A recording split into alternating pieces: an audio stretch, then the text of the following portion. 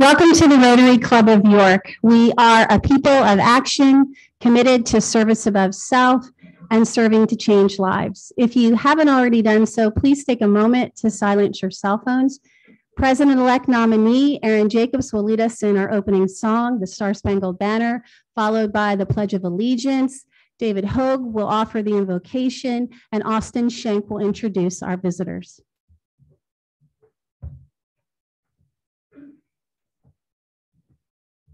Thank you, President Jackie. Rotarians, please join me. Oh, say, can you see by the dawn's early light what so proudly we hail at the twilight's last gleaming, whose broad stripes and bright stars through the perilous fight o'er the ramparts we watched were so gallantly streaming, and the rockets' red glare, the bombs bursting in air, gave proof through the night that our flag was still there. Oh, say does that star-spangled banner yet wave o'er the land of the free and the home of the brave. I pledge allegiance to the flag of the United States of America and to the republic for which it stands, one nation under God, indivisible, with liberty and justice for all.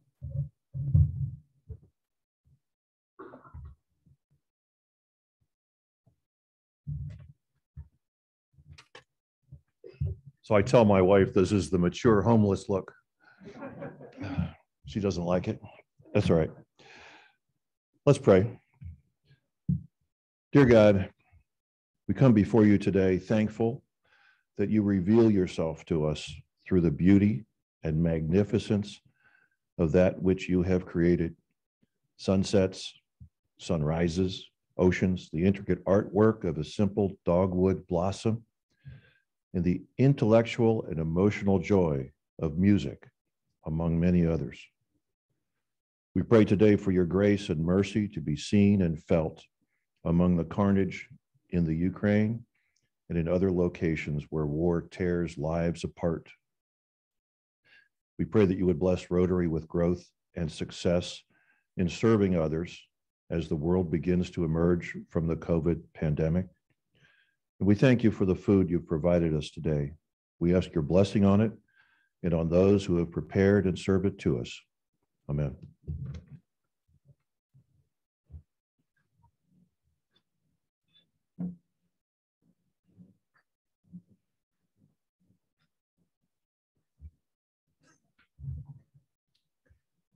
I am pleased to have the honor to introduce our guest for today.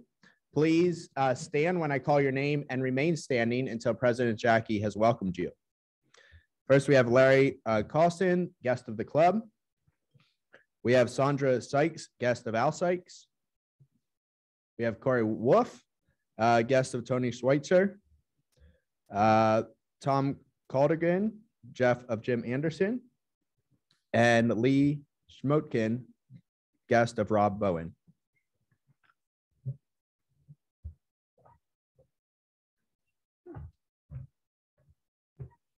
Welcome, visitors. We're so glad to see you today. We know you're going to find this to be a really informative and fabulous program with a little treat of some of Robin's music. So thank you for being here. Please plan on joining us again. Fellow Rotarians, please help me welcome our visitors.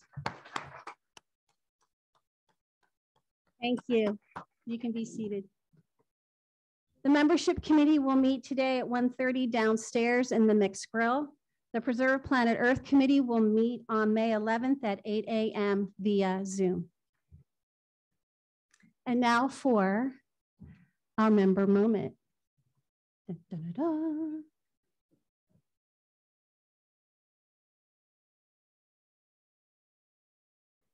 The big reveal.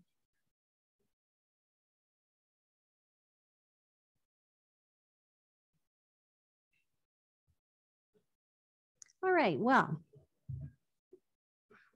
his picture is shy. Todd Fogdahl is from Minneapolis. His first job was at the Science Museum of Minnesota in St. Paul, where he worked in corporate fundraising for 6 years. From there, he moved to Iowa as Director of Development for Des Moines Performing Arts. His wife, Elaine, noticed a posting for the top position at the now Appel Center for the Performing Arts.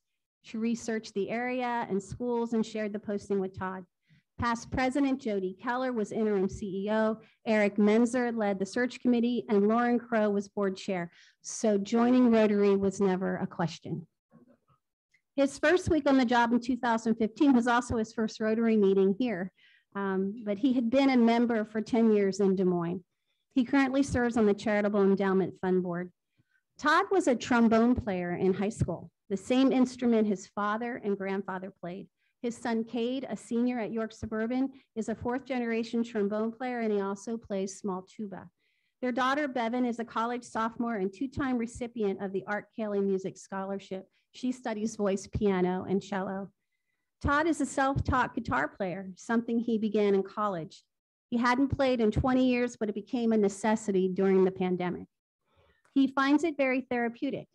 However, you may be surprised to learn that he is a big fan of progressive heavy metal, following bands that are technically gifted and very loud with songs that can last 15 minutes. He has many friends and colleagues and has enjoyed getting to know the donors and former chairs of the Appel Center who are re-engaging in the mission. It has been rewarding to experience their passion for the organization. The Appel Center is focused on growing relationships with the Black and Latinx communities, gaining partners and advocates. They're looking at shows through a DEIA lens with the hope of better serving the community and building a broader audience. As for the artists, he is constantly astounded at how gracious, kind, and appreciative they are. He finds them to be down to earth and curious about what his team does and how they do it. Todd believes that the building blocks of Rotary are the camaraderie, networking, relationships, and the opportunities to serve and work alongside allies in the process. Todd, thank you for building bridges to serve a diverse community and for embracing the meaningful work of Rotary. Thank you.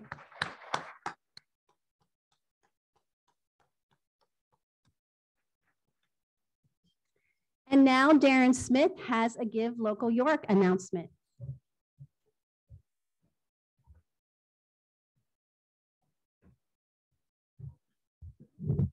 Good afternoon, everybody. So it is time. We are 2 days away from Give Local York. It is this Friday, and this is the second most exciting day in the Rotary fundraising committee. The first being the golf event, which is coming up September 12th, Monday. Mark your calendars on that one. So you've already heard over the past month or two, many of my esteemed colleagues on the fundraising committee tell you all of the great things that we're sponsoring this year with the reprogram committee. So I have several things I'm not going to tell you about. I'm not going to tell you about the hundreds of middle school and high school kids that this program is going to impact in such an amazing and positive way. And it's the children in our community who need it the most. I'm not going to tell you about my favorite feature of this program, how it puts our local law enforcement, the men and women serving this community, in direct contact with these children, like in the periods where they need it the most. This is the most formative years. And I think when you get that close proximity to law enforcement and you can make those connections and they have that relationship, it makes a huge, huge impact. I'm not going to tell you about the engaging and educational activities that these kids are going to get to take part in. You've already heard many of those things.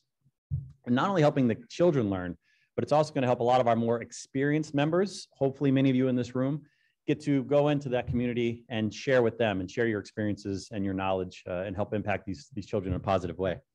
And very exciting. I'm not going to tell you about the multi-purpose gym that is going to bear the name proudly of the Rotary Room. That's really what we're going to promote Rotary in the community. And that's what's going to, by us sponsoring them, that's what we're going to be able to achieve as well out of this. So I'm not going to tell you about any of those things. What I'm going to do is take a couple of minutes and walk you through how easy it is for you to get on the Give Local website this Friday. That's May 6th. Thank you. Friday, May 6th.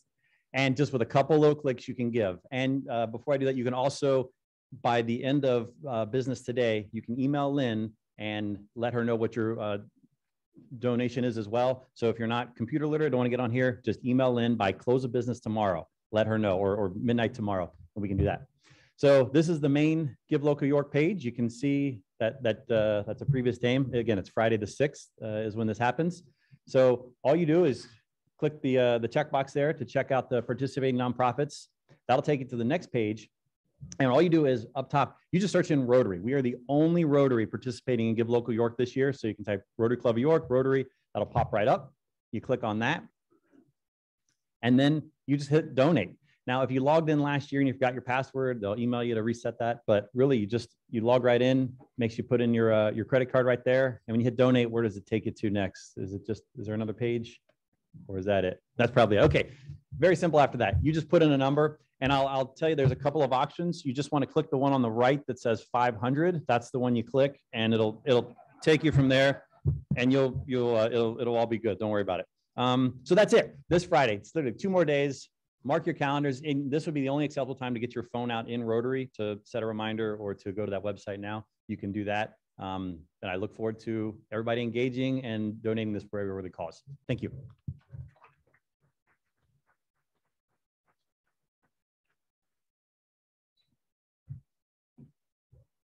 We are so excited about this project, and we're so thrilled that we as Rotarians are going to be able to embrace this and see this to fruition. So thank you all for thinking about your contribution. We look forward to reaching that goal of 30,000 this Friday during Give Local York. And now Walt Tilley has a Youth Exchange Committee update.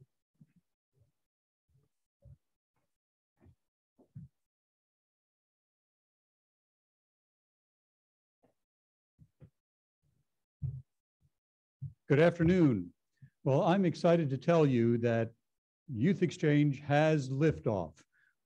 The Rotary International is resuming the Youth Exchange program. Now remember, our Youth Exchange program is the largest program in the world. We are starting at about half the usual number of students, but even at that, we're still going to move over 4,000 students from over 40 countries around the world. Isn't that amazing?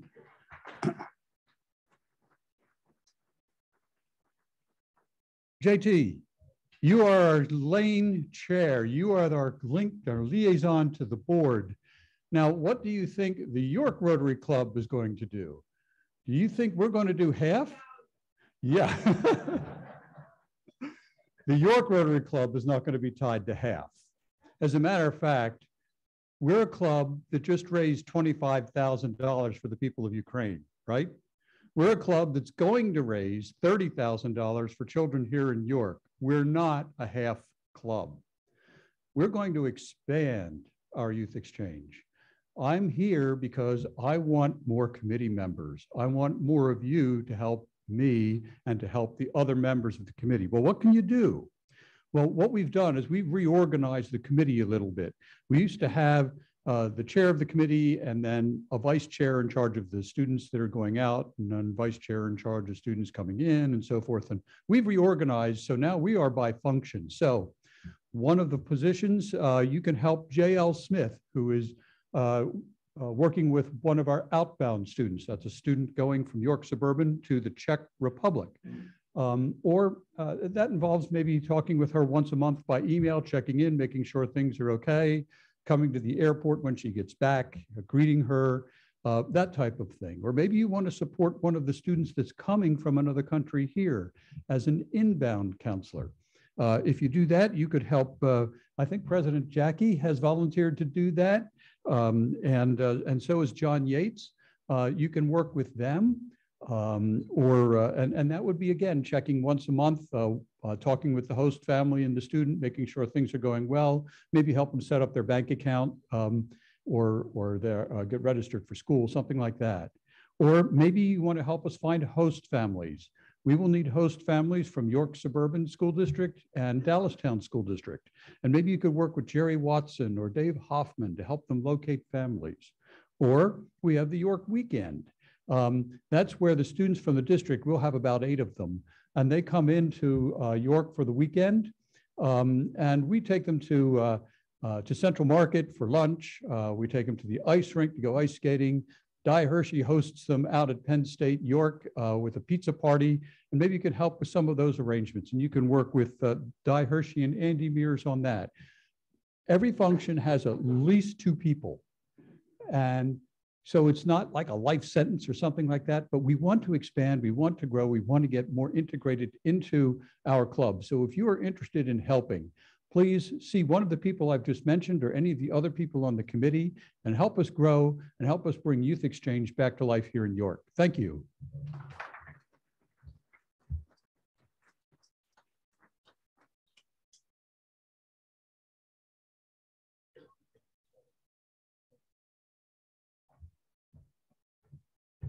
So Walt Tilley has a real passion for our youth exchange program, and he's been involved with it for the past 25 years. Let's give him a round of applause for that commitment. I know we've said this before, but those experiences for our students who are traveling abroad, as well as the students who are coming into the United States, this experience for them is truly life-changing. And I am so excited that we're building momentum about sending our students out again and bringing them in again. I'm so excited that that's going to be happening again. So Walt, thank you for making that possible. And now I have the distinct pleasure of introducing our program. All right. I met Robin about 18 years ago at the elementary school bus stop waiting for our kids to get home. She and her husband, Larry, were familiar with the former Strand Capitol, and after traveling to the area to perform, they considered the possibility of leaving the frenetic pace of New York City in exchange for the quiet life of New Freedom, where this is a place where they could raise their daughter, but also be in close proximity to the airport. While she downplayed her celebrity, it did not take long for me to figure out that she was a big deal. Robin Spielberg is a world-class pianist, composer, recording artist, author, educator, and public speaker. She runs 3 businesses with her husband and business partner, Larry Cosson, a publishing company, record label, and a talent agency. She's released 21 albums and has nearly 500 million streams on music streaming platforms such as Spotify, Pandora, and Apple Music. She recently released a lovely arrangement of the Ukrainian national anthem. A Steinway artist, Robin has performed concerts throughout the United States and Asia, including performances at Carnegie Hall and Seoul Arts Center. She's an adjunct professor at Millersville University's Tell School of Music, where she teaches international music business. She's also given a TEDx talk on music and wellness. Her music is hauntingly beautiful and carries the listener to a faraway place where they're completely absorbed in the storytelling of her keys. While her music is timeless and memorable, she has always had a love for business. She formed a publishing company in 1993, and after completing her obligation to the record label to which she was signed, she and Larry started their own independent record label in 2000. It was about that time they planted seeds to what would later become Cosson Talent, a full-service talent agency that books touring music and theater acts in venues across the country. With 100% of the concert tours canceled during the pandemic, Robin and Larry needed to find creative solutions to stay afloat, stay relevant, and continue providing creative output. She'll share how her creative strategies, business philosophy, and willingness to try new ideas in a difficult climate kept her businesses vibrant through a challenging period. Fellow Rotarians and guests, it is an honor to present the incomparable Robin Spielberg.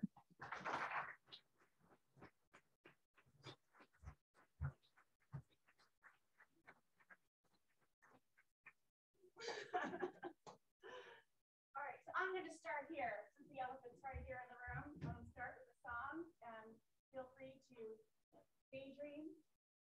That's what my music's kind of intended to do. We don't value daydreaming enough in our society. You go right ahead and space out. This is called Dreaming of Summer.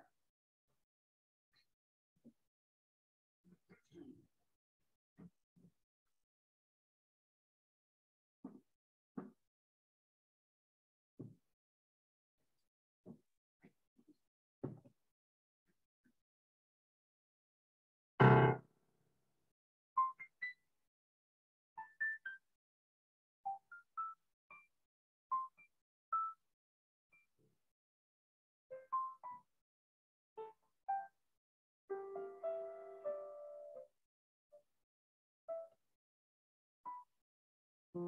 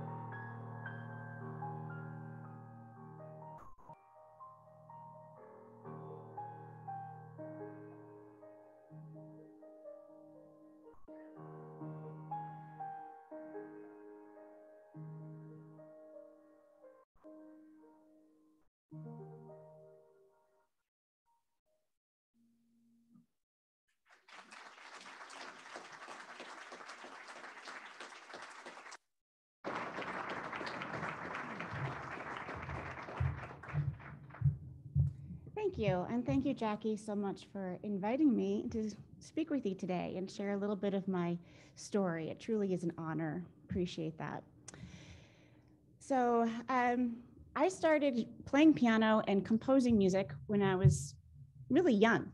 And when I was about 9 or 10 years old, I would love sharing something that I had written with my parents. I remember calling my dad into the living room and sharing with him a song that I had written, piece I composed. And instead of praising me, he would always ask the same stupid question that made me completely crazy. He'd say, what are you going to do with that song? And I'm like, but Dad, I composed this. Like, do you like it? Is it pretty? And he'd say, but what are you going to do with it? And I'd say, I don't know, I guess I'll just play it. Little did I know that in those early formative years, my dad was kind of training me to have an entrepreneurial spirit and mind. And years later, when I found myself playing piano in New York City hotel lobbies and piano bars to pay off my fancy NYU debt, I began composing music on the job and eventually releasing my first recording in 1993. I was a DIY musician before anyone really had the word DIY, do it yourself. I decided that I needed to make a record because people kept asking me for a recording of my music. And that was echoing in my ears. What are you going to do with that song? What are you going to do with that music? With the question my dad was always asking me. So I released my first album on my own in 1993. I just hired a recording engineer, booked time at a studio, did a research on how pianos are recorded, how to find the right one for a recording. And the next year, that album was picked up by a record label in New England called North Star Records. And they signed me to a 6-record deal. At the time, I was pursuing my dream of becoming a Broadway star. I was acting and I was kind of, sort of, somehow making it. I was doing a play at Lincoln Center and that record deal came in. And I said to myself, well, maybe I'll take a break from auditioning when this play is over and see where this goes. Well, I signed that deal and I never looked back. I began taking control over my own career, my own life, because as an actor, you're always waiting for the next job and waiting for a gatekeeper, for someone to say yes to your audition. You can't sit in your apartment and act, but you can sit in your apartment and you can write music and you can play the piano and you can create things without having anyone else's permission. And so that's what I began to pursue. And it led to my one-woman piano show and all the things that Jackie told you that I was doing. I had to then have a publishing company. I needed then to have business in place. So one thing I always tell students when they tell me they want to be an artist and they don't like business, I'm like, okay, the second you're up there strumming your guitar, the second you write a tune, you're a business person. You're already in business. You have to copyright that song. You have to pay attention to your publishing. You have to figure out ways to monetize your creativity and your creative endeavors. Well, things are pretty much clocking along. And I think that my careers have a very nice trajectory. And as we all know, in 2020, everything came to this screeching halt. It was surreal at first. I thought it was just going to last a couple of weeks. There we were with our 21st album, called Love Story, an album of cover songs that I had arranged from Bob Dylan tunes to Billy Joel tunes to some Broadway show tunes, Adele songs, even a Crowded House tune is on it. And we released it in vinyl. Finally, vinyl was coming back, right? Beautiful red vinyl. And I had this glorious 20-city tour that was going to start. Did one show March 7th, and then like dominoes, down they went. And at first we thought, well, we'll just reschedule things for later on. These things kind of happen. But when we realized that COVID wasn't going anywhere and all of the shows for all of the performers that my husband and I represent as our booking agent, Cost and Talent, as those all fell away, we realized that we were in trouble. And I have always either played for my supper, I'm happy to say that, I'm proud of it even, or I've played for my supper or have been supporting family by performing, recording, selling sheet music. And Larry's been working on commission, basically by employing other artists to play in venues all over the country. And so there's no commission if your date doesn't play. You can move it a million times, but until the date actually plays, nothing happens, or really in sales in that regard. So I saw, I'm not sure where I saw it first. It might have been even on Facebook, but I did see that there was a grant opportunity, York County Strong. And I applied for that grant. The grant was to help pivot your business and keep you afloat during COVID. This was, we were able to get a PPP loan, but we still had a lot of operations and things to cover during this difficult period. I was not awarded a grant initially. But then I did get an email sometime late in the fall that there was some additional monies and that I was kind of next in line and I should start really thinking about this. So what we wanted to do to pivot our business is that everything that I do in my music depends upon really one thing. And that is creating individual, meaningful connections.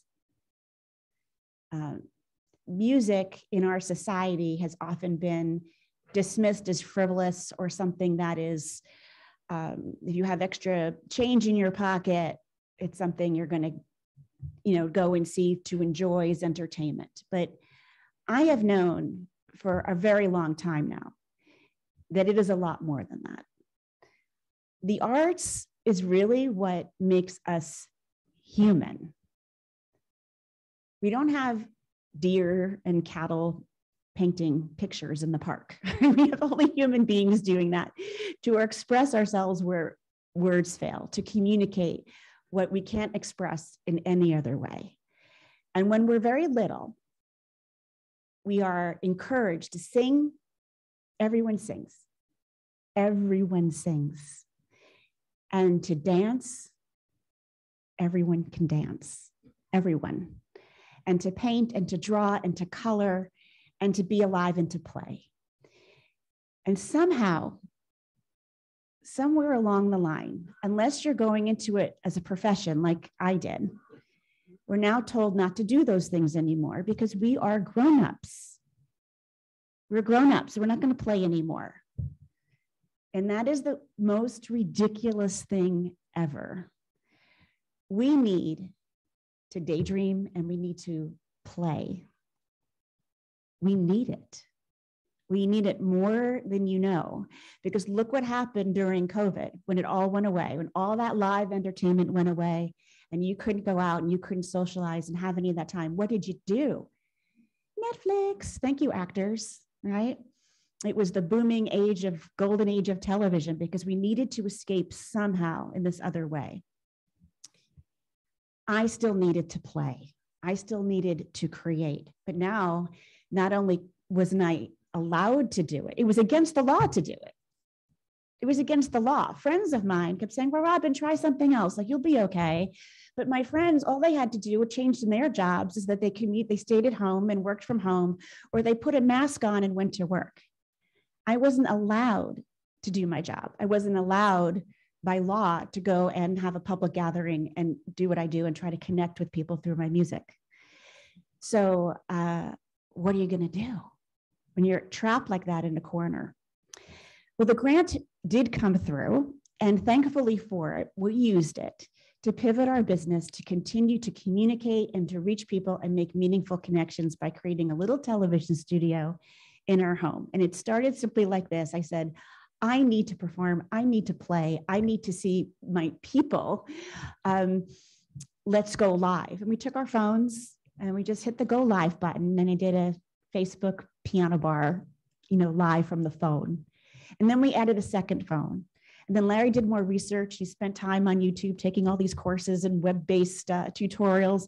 Before you knew it, with the help of this wonderful grant, we had a 5-camera professional high definition set up in our dining room, which is no longer a dining room.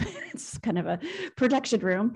And there are cameras that are set up 5, one inside the piano, one over my head, one facing me, so that people can have a really great experience. And every Friday and Saturday night, we would hit that go live, whether people were watching or whether they weren't. In the beginning, it was a novelty. These live streams, what is it? People were curious. So they would tune in via YouTube or Facebook. And they would tune into these live streams. And on Friday nights, I would do piano bar. I'd play all these songs from yesteryear and by request. And Saturday nights, I'd play original tunes like the one you just heard for just calming, maybe to accompany people while they were having a glass of wine or having their dinner, whatever they were doing. It gave me a reason to show up, to get dressed, kept a little structure during my day, kept me from going a little batty, But then it also became this little fundraising tool because people started hitting the tip jar. They'd put $10 in, they'd put $20 in, they'd have a request in, they'd put $50 in. I started a Patreon campaign, patreon.com/Robin Spielberg, offering different tiers. I had all this merchandise in my inventory room that wasn't moving because I wasn't touring. And why not give people an opportunity to get stuff, right, that they wanted at a really great price while still supporting me and my music, keeping my piano tuned, keeping the live streams going, helping me to fund my next recording. Since starting the Patreon account last May of 2020, I raised $38,000 through Patreon, and that's now enabled me to create orchestrations for my work.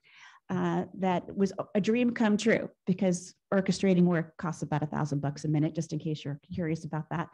The Budapest Orchestra in Hungary is going to be recording some of my orchestrations this summer. So pivoting in this way was really great. There were times we really hit walls where the technology didn't work, the streams weren't good, the internet cut out. Larry and I bickered right before the live stream would start. Where should the flowers be? You should play that song. No, you shouldn't play that song. And then one night I found myself, after doing what I thought was a really great 90-minute set, I looked at the computer, and I didn't make a dime. No one put anything in the tip jar. And I said, Larry could hear it because the mic was live, "What am I doing this for? My health?" And he said, yes, you are. You're doing this for your health. That's exactly what you're doing this for. The second I start putting how much money I was making, or what people were tipping, or what they were saying on Facebook, or how many hearts or how many likes, as soon as I started looking at that for validation, I was sunk. You simply need to plant all the seeds, make as many connections as you can. And you know what? Sometimes you don't know if they're going to grow or not. Maybe you'll never know. Has anyone ever been to Barcelona and see that church in Barcelona? Oh, you're saying yes.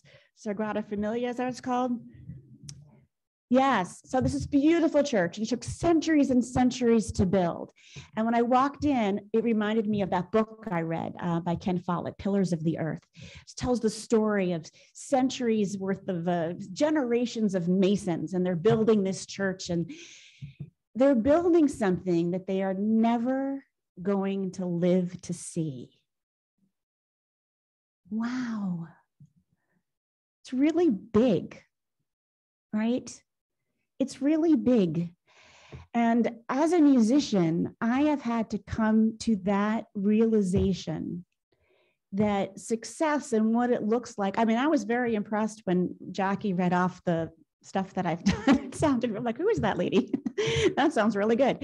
It never really feels that way, because as a musician, the goalposts are always moving. You're always looking for the next thing. Okay, so you played at Carnegie Hall. Okay, that's done. What's the next thing? Maybe to play overseas, maybe to get nominated for an award, or what is your metrics for success are what?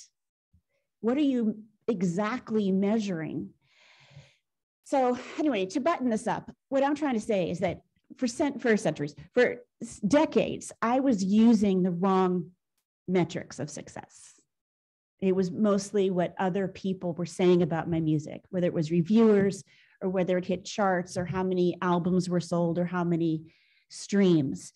It really wasn't until 2005 that I had an experience where I played in a nursing home.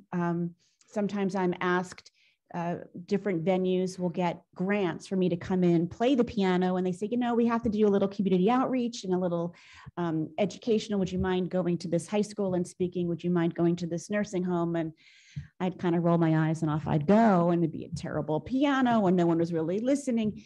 And it really wasn't until I played in 2005 in this very decrepit state-run nursing home in Missouri. Then I had this realization. I was playing the piano, and I had a big book, a fake book. And I thought, I'm going to go in and I'm going to play Name That Tune with the seniors, right? That's fun. And And then I walked in and I realized that wasn't going to happen. Like, people were on stretchers, people, I don't even want to describe it. Just imagine the worst situation that you can of a nursing home population that's really run down and not taken care of, someplace you would not want to be or anyone you loved. And that's where I was. There was no feedback. I'd play a song. There was no applause. I went, oh my gosh, this is, I can't go fast enough. The piano was horrible. I looked at the clock. I went, okay, 45 minutes, just go to Piano Land, just do the set and go, just get out of here. This is awful. This is like the low point of my life. I can't believe that after all this stuff in Carnegie Hall and being overseas, that this is what my career is, playing this decrepit nursing home in Sedalia, Missouri. So the 45 minutes go by, I pack up my stuff, I go to the car, and I'm thinking, I'm going to have to call Larry and tell him we can't do this anymore. It's just so horrible. And a nurse comes running after me down the hall, and she stops me and she says, Ms. Spielberg, I just wanted to thank you for coming. You were so wonderful. It was amazing. And they loved you. And I'm like, oh, how could you tell? You know? And she said, well, I could tell. I mean, people were coming alive. And there was that man, Mr. Larson, sitting in the front. And did you see him? He was tapping his foot and he started to sing a little bit when you were playing Moon River. And I went, yeah, I think so. Out of the corner of my eye, I heard someone singing Moon River. She said, he hasn't spoken in 6 months. His wife had passed and he's been completely out of it, like practically comatose. And he is speaking, he is talking. The reason no one was here to say goodbye to you is that we had to call his family. They're on their way over. And he's talking and he's like completely with us because you played that song. And she gives me this big hug and she's crying.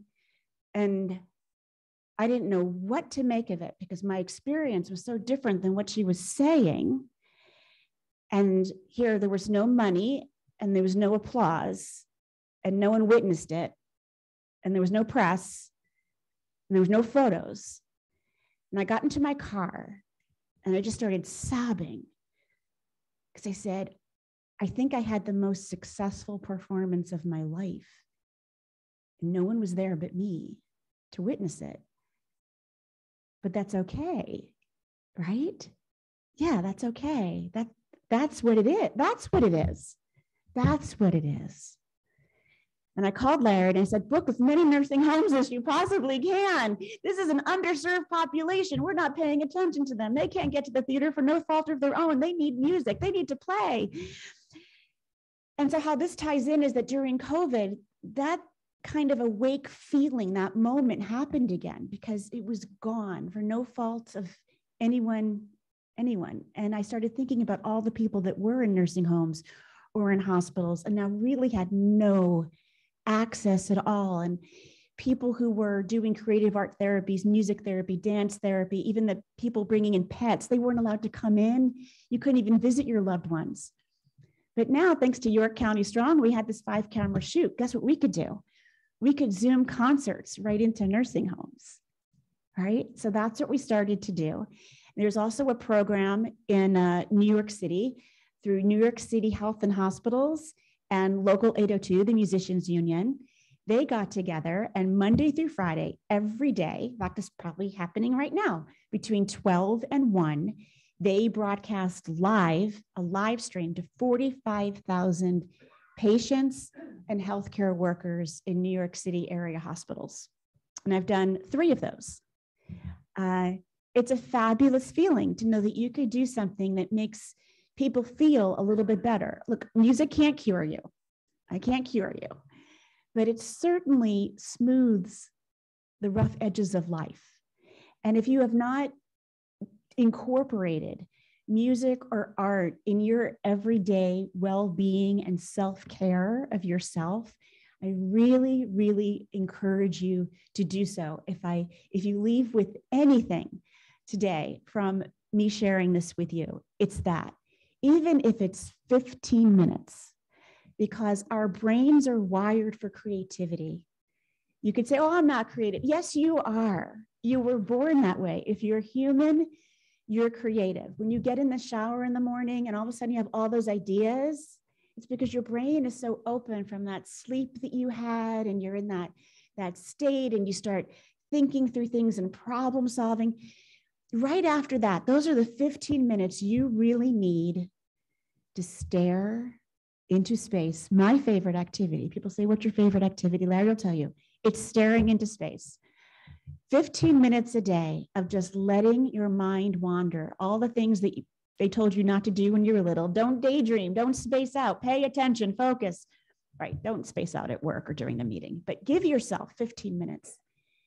Just simply relax. Put on music that is wordless, that you don't have to think about.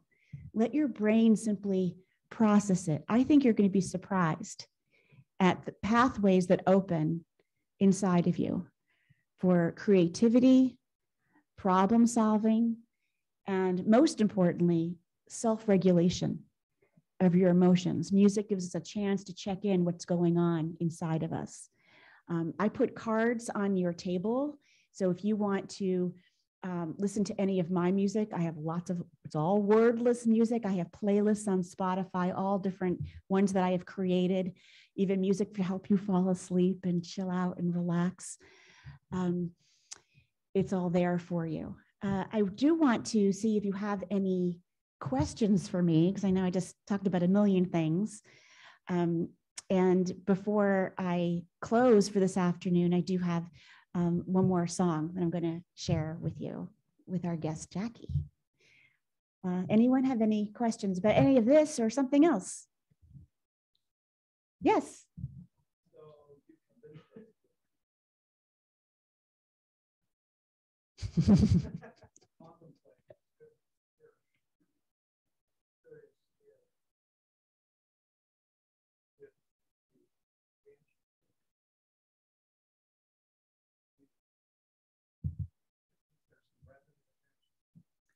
Is there revenue? Yes. So there is revenue. So for those of you who are curious about how this all works, I know it's very bizarre. Music, it's a big, my career, I am proud to say that I've been making a living making music since 1986, and solely music, not doing anything else, not waiting tables, but it is a big pizza pie. And so part of that is performance income. Part of that is physical, like album sales, which are dwindling year after year because people aren't buying the physical. Streaming pays 0.00038 cents per stream. So about a quarter of a penny per stream. So you really need millions and millions of streams to be able to monetize music from streaming. I publish sheet music. I found that during the pandemic, that's the part of my business that boomed. I sell for $4 a digital download of any of my piano pieces. And during the pandemic, people were like, you know, I played piano as a little girl. I think maybe I'll start doing that. People started dusting off their clarinets in the attic and kind of going back and revisiting music again. Piano sales were up, right, during the pandemic. So people began visiting that. And so sheet music sales are somewhat healthy. Sometimes there are another piece of the pie or sync rights or synchronization rights, which is the licensing fee that someone pays to put your music in a film or television show or commercial kind of use. So there's different pieces of that revenue. And then we have our Kassen talent agency. And most of the revenue is in the artist catalog, which is, comes from the SR. SR stands for sound recording. That's the part of the catalog that you really, really want to hold on to. So do I have time for one more short story? Jackie says yes. So this is an important thing. I tell this to my students, international music business, and see if you guys can guess the answer, okay? When I was first signing to the record label back in 1994, I didn't know what I was doing. And my father always taught me, always work with people smarter than you, like hire the best people, always play with a better tennis player. You know, don't let your ego get in the way. Don't be the smartest person in the room. And so I got some referrals for this really great music attorney who was the attorney for Nine Inch Nails, this like metal band. You know? Todd probably appreciate that. So I got this big attorney and he was $300 an hour. And I was like, oh my God, that's so much money. This is 1994. I was, you know, playing in a piano bar. And I thought, oh God, maybe I can afford him for 2 hours. Can you look over this contract for me? He looks over the contract. He redlines a lot of it and he sends it back to the record label. Record label calls me and says, hey, this is our boilerplate contract. This is what we use. It was basically, they didn't say these words, but I heard the words subconsciously, like the context was, who do you think you are that you're hiring this big shot New York lawyer and marking up our contract? And I was very intimidated. And so I called the lawyer back and he said, don't talk to him. Don't talk to the record company president. You go make your music and let the lawyers work all this out. We'll make you a nice deal. This is 6 records over 3 years. It's a big commitment. You have to trust me. So he would call me and I would like not taking the record company president's calls. Like we felt horrible. And one day he called me late at night and he said, you're messing this up for yourself. You're messing this up because you're making us spend money on lawyers. He's redlining stuff we've been using for years. I don't know what you think this is. This is not a major label. And I said, well, I'm not supposed to talk to you. You're supposed to talk to the attorney. And he said, well, the main problem, I said, what's the problem? He goes, the main problem is a clause here that says that you will have, the record company will have rights throughout the universe for your music for the recording period. And I said, yeah. And he said, they want us to cross that out and say that we have rights throughout the world. And I'm like, yeah. I said, so what's the big deal? He goes, well, this is our language. We're not going to change the language. I said, yeah, but you're not playing the music on Mars. This is stupid. And he said, well, so I called back the attorney. I'm like, is this really worth running up the bill? Like you're arguing over world versus universe. This sounds a little weird. And he said, no, this is the standard language that we're using. They can have your music used throughout the world. And no, they can't play it on Mars. I mean, it just sounded so hypothetical and so crazy that's what the argument was. Anyway, we won that one. All right. And sigh of relief. 1994. So what happens in 2000? iTunes, right? How do you listen to music on iTunes? Satellites. And where are the satellites? In the universe. They're not in the world. It's mine. It's mine. I buy a house. Right? Record company goes out of business. They're gone. Because now all their boilerplate contracts say world on them. And we moved into the universe. And I said to the attorney, how did you know? Because I didn't know. Is that you deal with what's here today. I wasn't going to give them something that might be available tomorrow.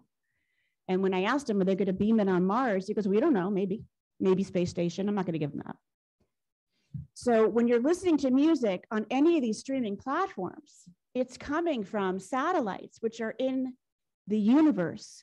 That's the SR, the sound recording money. That's what the artist needs to own to survive. The publishing and the writing is simply not enough. The sound recording is how the music was fixed in the moment of time that it was recorded. That usually belongs to the label because they're paying for the recording. Okay, so there's different rights, the song itself and how you hear it in that moment that it was fixed in sound. So to answer your question, I've been okay because I own all my SRs. Yeah, it's a good lesson. Good. So with that, I'm going to close now with a tune I'm going to play, and Jackie's going to sing for you.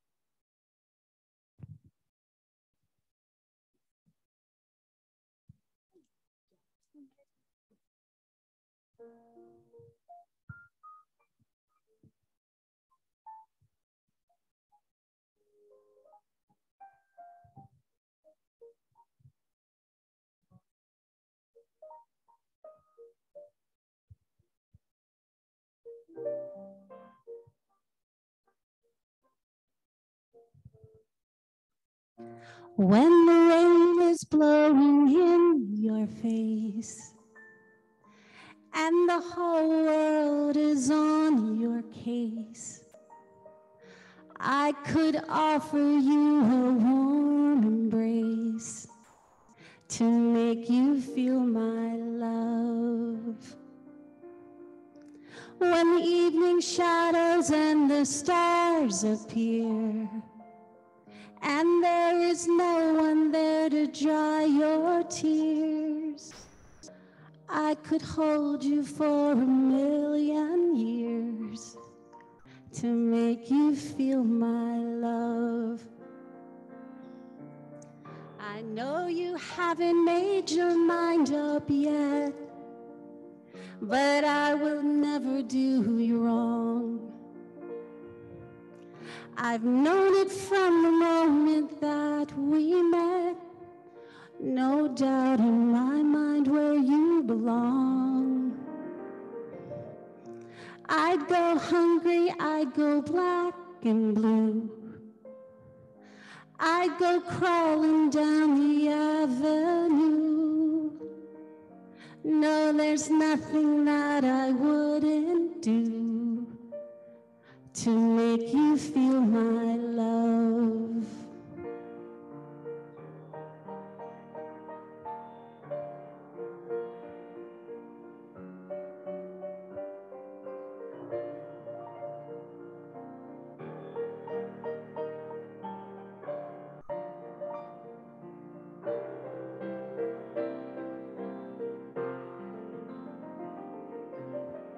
When the evening shadows and the stars appear, and there is no one there to dry your tears, I could hold you for 1,000,000 years to make you feel my love, to make you feel my love.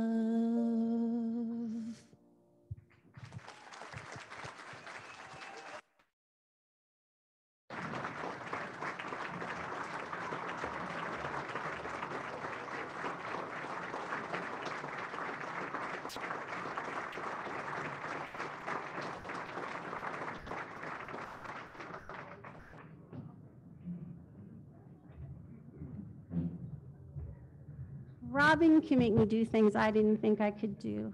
So thank you so much for indulging me. That was really, really special. And I had fun. Thank you. Thank you.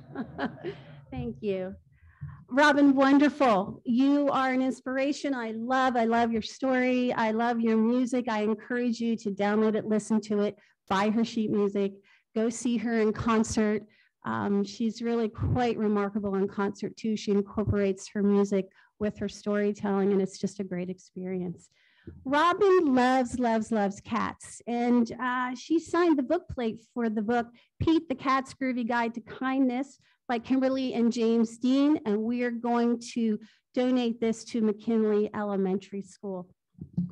Next week, we'll welcome Doug Henderson and Matt Neese from Everything Fire. Most people think Hollywood when it comes to making movies, but Matt and Doug chose to locate their independent film studio right here in York. Since its inception in 2019, Everything's Fire has produced 5 feature-length films for international distribution, one of which will be hitting the shelves of major retailers and streaming platforms in June under the Lionsgate Entertainment label. Matt Neese, a co-founder of Everything's Fire, will talk about manufacturing movies in York and share plans and hopes for the future of the film industry here in South Central Pennsylvania.